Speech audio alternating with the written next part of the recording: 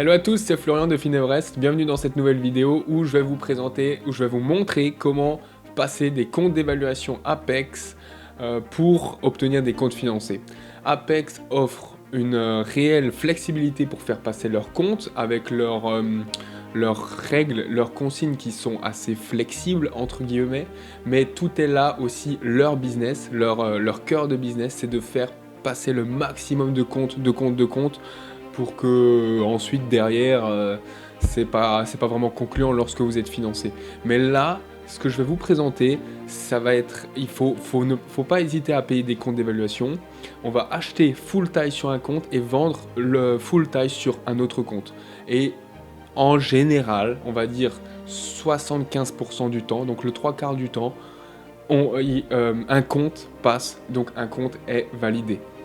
Voilà, mais je préfère préciser qu'il ne faut pas faire l'amalgame entre les deux. Une fois que vous avez fait passer un compte, donc qui est financé, à ce moment-là, il faut faire du trading propre. Et donc pas faire du gambling là comme on va faire. Donc c'est clairement du gambling ce que je vais vous montrer, mais c'est une astuce pour pas perdre de temps et directement passer sur du compte financé. Et donc faire du vrai trading et si vous faites du vrai trading et que vous gagnez, vous pouvez plus rapidement atteindre votre premier retrait. Donc pour expliquer la stratégie, je l'ai expliqué juste avant, mais concrètement comment ça se passe. On va déjà trader le Nasdaq. Le maximum de contrats qu'on a le droit, c'est 10 contrats. Un point, c'est 20 $ le point.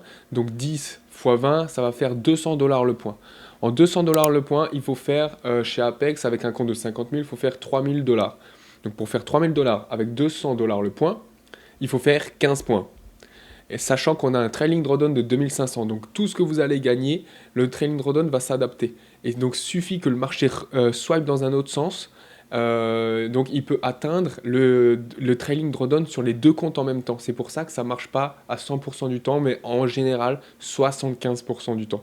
Pourquoi? Parce que le but du jeu va être d'attendre lorsque le marché arrive sur une zone clé où il va rebondir ou sur un niveau clé. Et tout va être là l'art de ce jeu, parce que c'est clairement un jeu ou de ce gambling.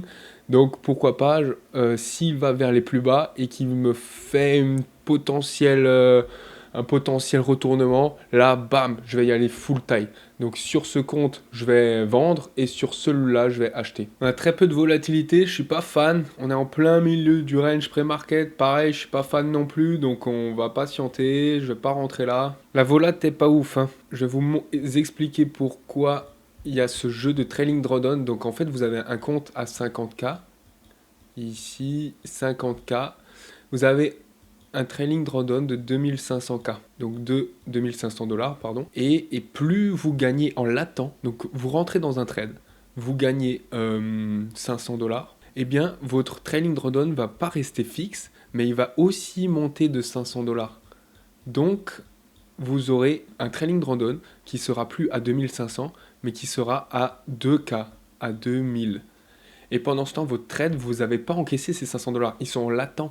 Donc pendant ce temps, il va pouvoir monter, il va pouvoir baisser, ainsi de suite. Mais ce trailing drawdown va se baser sur le PNL latent le plus élevé. Donc si ici vous avez gagné 1000, eh bien votre trailing drawdown sera plus à 2K, mais il sera à 1500. Ici, 1500K. Et après, si le marché se reverse, eh bien vous allez perdre les 1000 de vos gains, et en plus de ça, les 1500. Et donc, vous voyez bien que c'est méga piégeur, ce système-là, ce fonctionnement-là. Donc, il faut faire super attention. Et c'est pour ça que notre strat ici, ça va être avec un compte. Et le premier, ça va être de jouer long. Mais il faut qu'il aille direct le plus rapidement possible. Et l'autre, ça va être de jouer short. Et donc, si le marché fait comme ça, eh bien, pour le compte long, le trailing drawdown, il va se baser sur le plus haut des gains. Donc, le trailing drawdown, le trailing stop, il va augmenter admettons là, c'est X, et bien, il va monter de X. Et là, pareil, sur le côté short, le trailing drawdown va se baser sur les plus bas là. Donc, admettons, c'est Y. Donc, le trailing stop, va baisser, donc il va enfin augmenter de Y. Voilà, pardon pour l'écriture. Et c'est pour ça que si le marché swipe dans tous les sens, à un moment, eh bien, il aura de fortes chances d'atteindre mon trailing stop. Alors, mon schéma ressemble à rien, mais c'est pas grave. J'espère avoir été clair.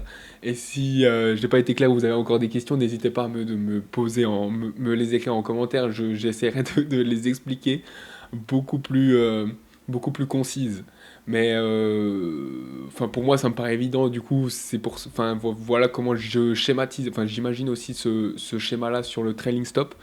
Et voilà, donc tout est là, l'art du jeu. Il faut faire 15 points.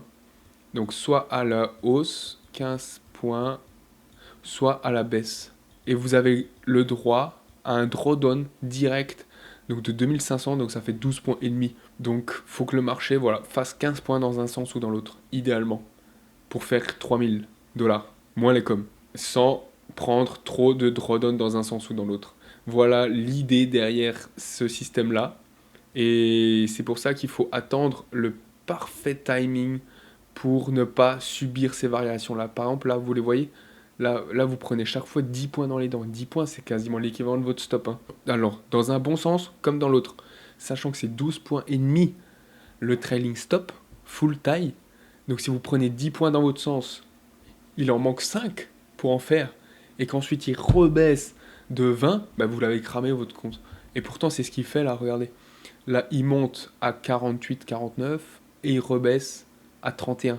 Donc il baisse de 20 points dans tous les sens comme ça. Et 20 points, 12,5. Donc ça fait que les deux comptes sautent. C'est pour ça qu'il faut attendre un super bon timing. Je peux avoir potentiellement une bonne entrée quelque part là. Si je rentre là-dedans, peut-être. Il y a le VWAP à 91. Il est presque allé le chercher. Aujourd'hui, c'est difficile. J'ai pas beaucoup de conviction.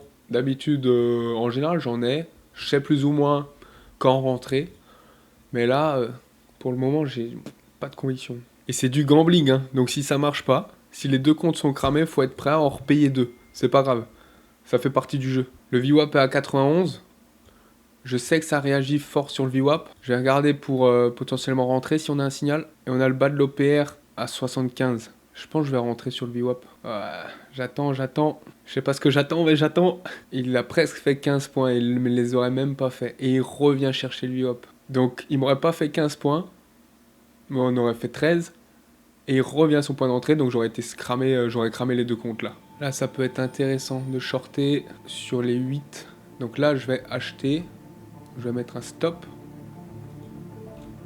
Et là, je vais vendre. Allez. 8. Ok, je suis exec.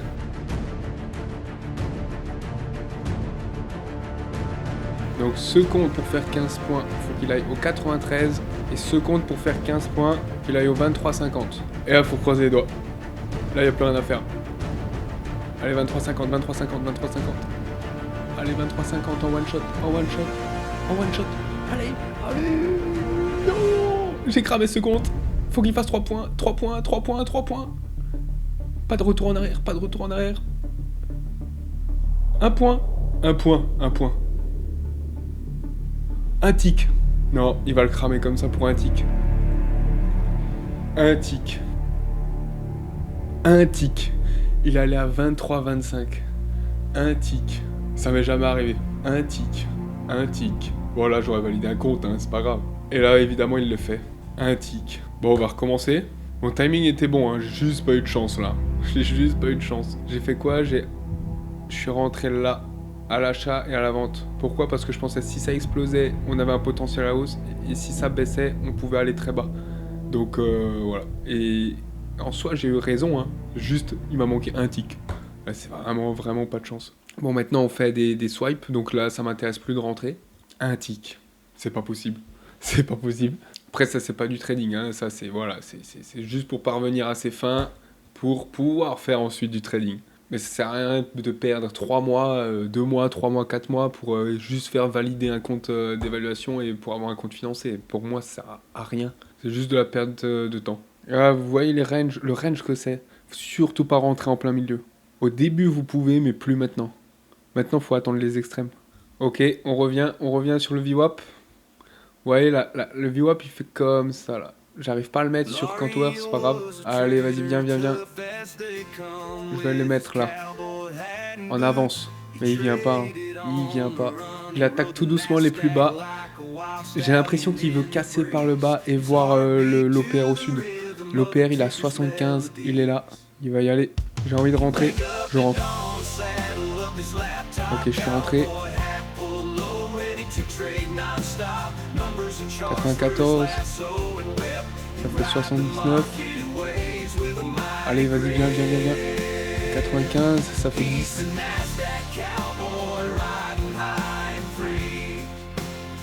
Allez, vas-y. Vas-y.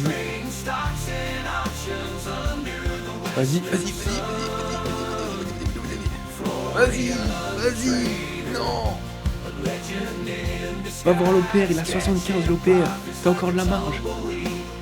Vas-y. Ouais. Let's go. Financé. Oh, finesse.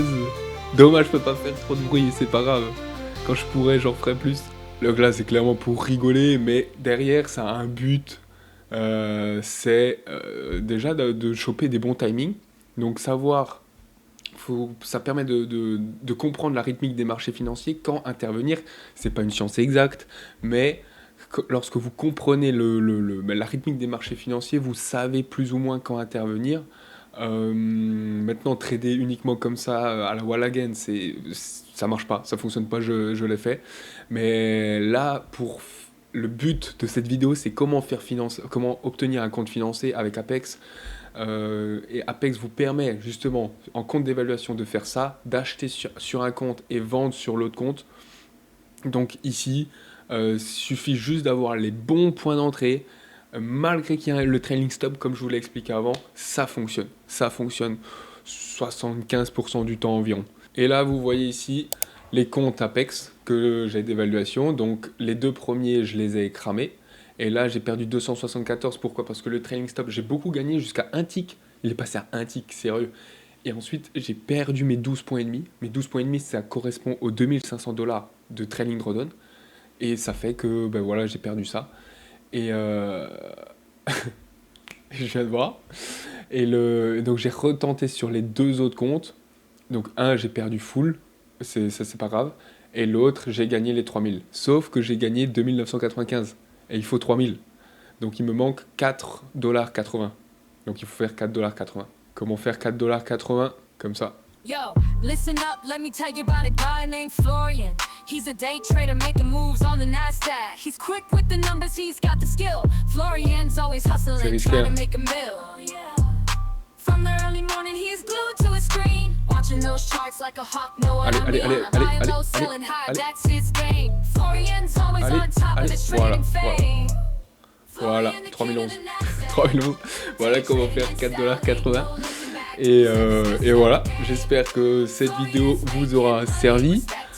C'est du gambling, donc je précise bien, pas qu'on me reproche quoi que ce soit et tout, c'est pas le trading que j'applique en situation financée ou avec mon argent réel, c'est uniquement pour pas perdre de temps les gars, et pour pouvoir être financé et ensuite faire du trading sérieux. Parce que si vous faites du trading à la wall again comme ça, par-ci, par-là, full taille, des changements de contrat et tout, etc., enfin des changements de taille, de toute manière, vous avez beau gagner, vous ne serez pas payé. C'est pour ça que faut faire du trading très propre, prendre le temps, même s'il n'y a pas d'opportunité certains jours, ne tradez pas, ne pas trader c'est trader, et puis c'est tout.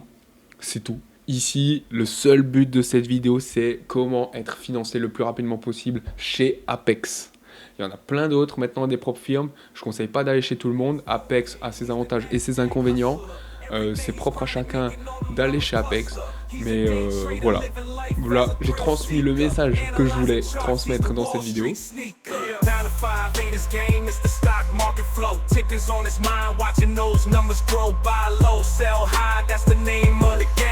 Florian's in the zone, he ain't playing for fame. Florian's on the rise, trading with ambition. Nasdaq's his play.